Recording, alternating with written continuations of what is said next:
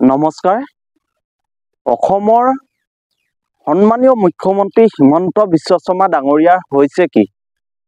তেওঁ এবাৰ গৌৰৱ গগৈক আক্ৰমণ কৰিব, এবাৰ অখিল গগৈক কৰিব, এবাৰ লুইন গগৈক কৰিব।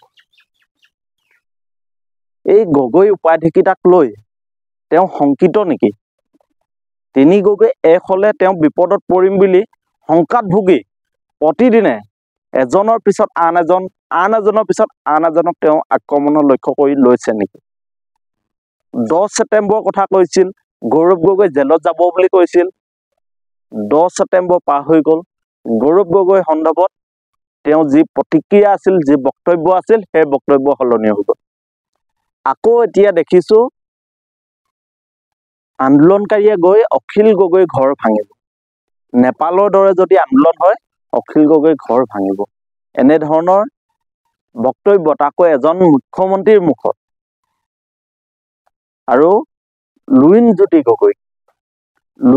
গগৈক সন্দেহযুক্ত বাংলাদেশী বা সন্দেহযুক্ত মানুহৰ লগত তুলনা কৰি লাজ পাব লাগিছিল বুলি কৈ মুখ্যমন্ত্ৰীয়ে বক্তব্য দিছে। লুইন জ্যোতি গগৈৰ দৰে ব্যক্তিসকলে লাজ পাব লাগে যে তেওঁলোকে নিজক অসমীয়া বুলি কয়। মানে প্ৰতিদিনে তেওঁ গগৈ উপাধিটোক লৈ শংকিত, হয়তো সপোনত দেখে, দিঠকত দেখে, আৰু সেইবাবে মিডিয়া বোমকেইটা দেখাৰ লগে লগে তেওঁ এজনৰ পিছত আন এজনৰ পিছত আন এজনক টাৰ্গেট কৰি লয়।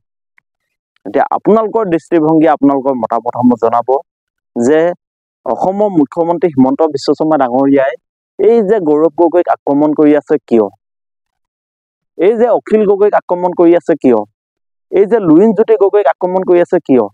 তেওঁ কিয় উন্নয়নৰ কথাবোৰ নকয়? তেওঁ কিয় আমাৰ জাতীয় জীৱনৰ সমস্যাবোৰ সমাধানৰ কথা নকয়? তেওঁ কিয় নিবনুৱা সমস্যা স্থায়ী সমাধানৰ কথাবোৰ নকয়?